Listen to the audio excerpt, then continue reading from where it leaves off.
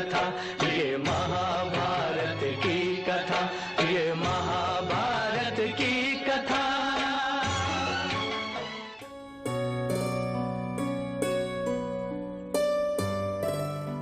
आप सबको मेरा प्रणाम और स्वागत है आपका विश्व शांति दर्शन के मंच पर। आप सुन रहे हैं महाभारत काल की कुछ अनकही और कुछ अनसुनी कहानियां।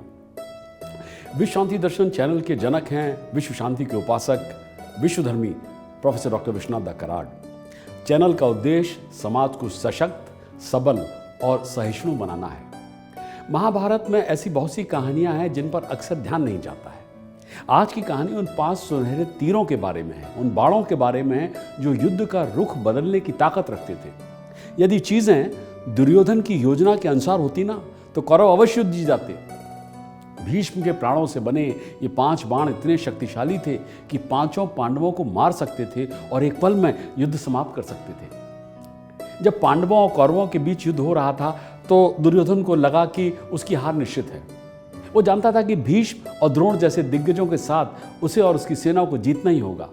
इसीलिए वो एक रात भीष्म पितामह के पास पहुंचा और उन पर अपनी पूरी ताकत से युद्ध न करने का उसने आरोप लगाया। दुर्योधन जानता था कि भीष्म हमेशा पांडवों के प्रति पक्षपाती रहे, लेकिन भीष्म इस तरह का अपमान सुनने वालों में से नहीं थे। उनके अहंकार को ठेस पहुंची। उन्होंने तुरंत 5 सुनहरे तीर उठाए, अपनी आंखें बंद कर ली और कुछ मंत्रों का जाप किया। दुर्योधन को आश्चर्य हुआ जब उसने कुछ ऐसा देखा जिससे उसे ऐसा लग रहा था कि भीष्म के जीवन की शक्ति तीरों में प्रवेश कर रही है। तीर देखने में भयानक लग रहे थे।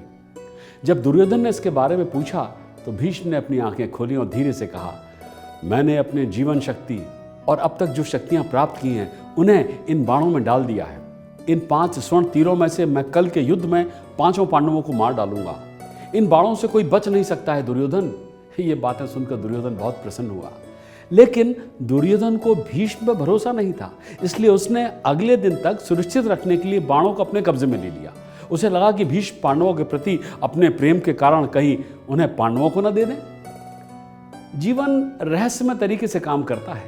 यदि दुर्योधन ने भीष्म पर भरोसा किया होता ना और उन तीरों को भीष्म के पास ही रहने दिया होता तो शायद अगले दिन की लड़ाई पांडवों के लिए विनाशकारी होती, लेकिन ऐसा नहीं होना था। भगवान कृष्ण को अपने गुप्तचरों के माध्यम से पता चल गया कि क्या हुआ था और कैसे दुर्योधन तीरों को अपने साथ अपने शिविर में ले गया था। जैसे ही जासूस ने अपनी कहानी समाप्त की, कृष्ण के चेहरे पर मुस्कुराहट आ गई। रात्रि का समय था, दुर्योधन अपने शिविर में जाग रहा था। वो उन 5 स्वर्ण बाणों को प्रेम पूर्वक छू रहा था। कभी पलट के देखता, कभी ऐसे देखता। वो जानता था कि उसने युद्ध का भाग्य ही पलट दिया है। इस बीच भगवान कृष्ण ने तुरंत एक योजना बनाई और अर्जुन को बुलाकर निर्देश दिया। तब अर्जुन छिपकर दुर्योधन के पास गए। एक टोपीदार व्यक्ति को शिविर में दाखिल होता देखकर दुर्योधन चौंक गया और घुसपैठी पर हमला करने के लिए तैयार हुआ। वो कठोर स्वर में बोला, अब मुझसे मिलने क्यों आए हो? अर्जुन के चेहरे पर एक शांत मुस्कान थी जो उस आशंका को झुठला रही थी जो उन बाणों को देखकर महसूस हुई थी और जो उसकी और उसके भाइयों की मृत्यु का कारण बनने वाले थे।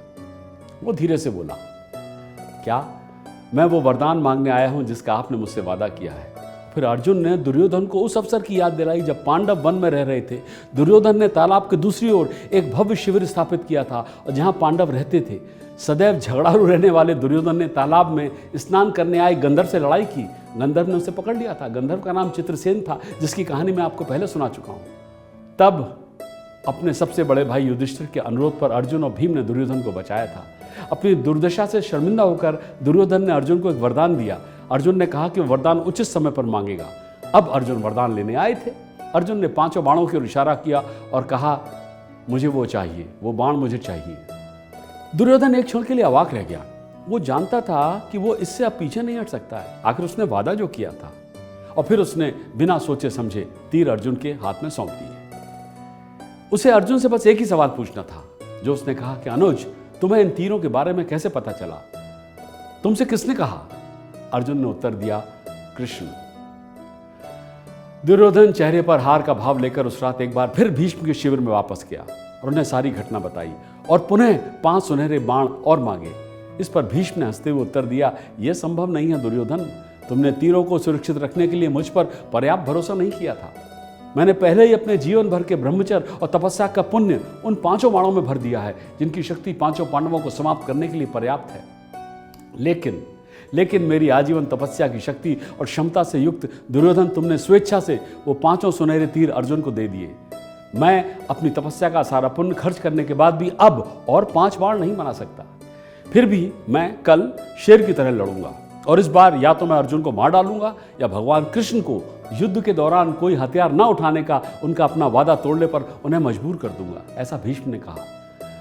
और इस प्रकार दुर्योधन को इसमें कोई संदेह नहीं रहा कि जब तक भगवान श्री कृष्ण पांडवों के पक्ष में थे, उसे महाभारत का युद्ध जीतने की कोई उम्मीद नहीं थी। तो ये थी महाभारत की एक और अनकही और अनसुनी कहानी। सब्सक्राइब कीजिए, शेयर कीजिए, साझा कीजिए और विश्वास बनाए रखिए विश्व शांति दर्शन में।